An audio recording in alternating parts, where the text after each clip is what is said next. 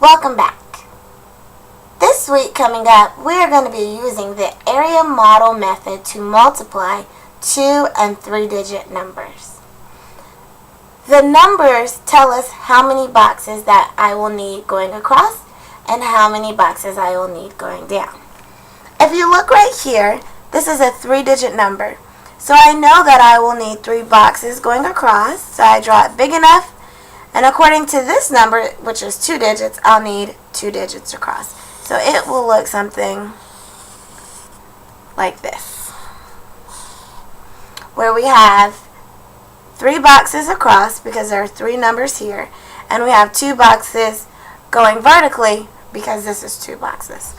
So this is the first part of our area model.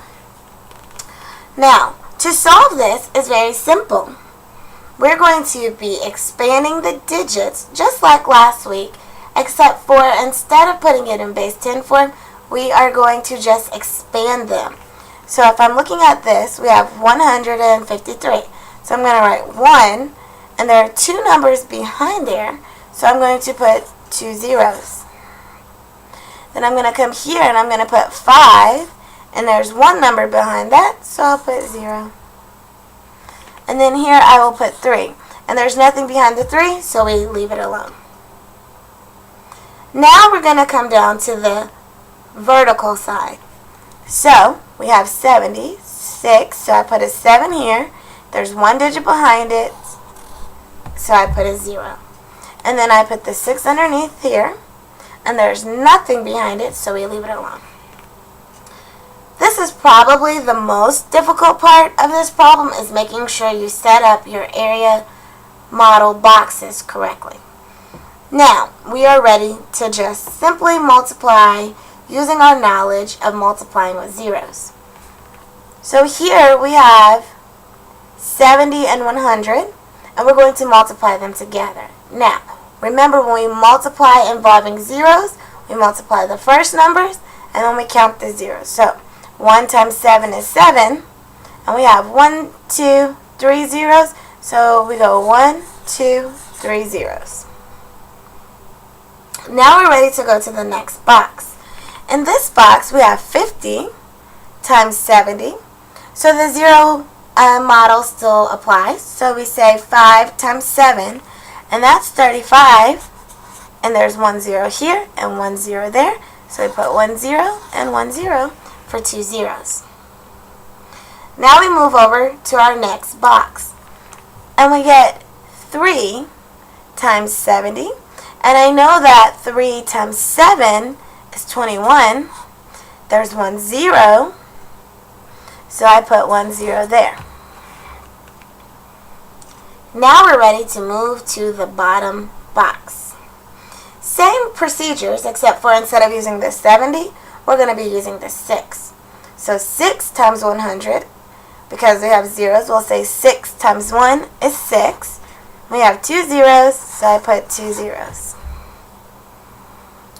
Then we'll go 6 to 50, and we know 5 times 6 is 30, so I put the 30. And then we have 1 0, so I put 1 more 0. And then we do the last box. 6 times 3 is 18. Now that we have all of our answers, we are going to be adding all of the top row and then all of the bottom row, and then taking the total amount and putting it together. So I'm going to write first row. And it's very important that we line up our numbers. So I get 7,000, 3,500, or 3,500, and 210. And we basically are now adding. So 0, 0, 0 is 0, 0, 0, 1 is 1, 0, 5, and 2 is 7, 7 plus 3 is 10, 0 on the bottom, 1 on the top, 1 plus nothing is 1. So the top row is 10,710. Now we do the same thing with the second row.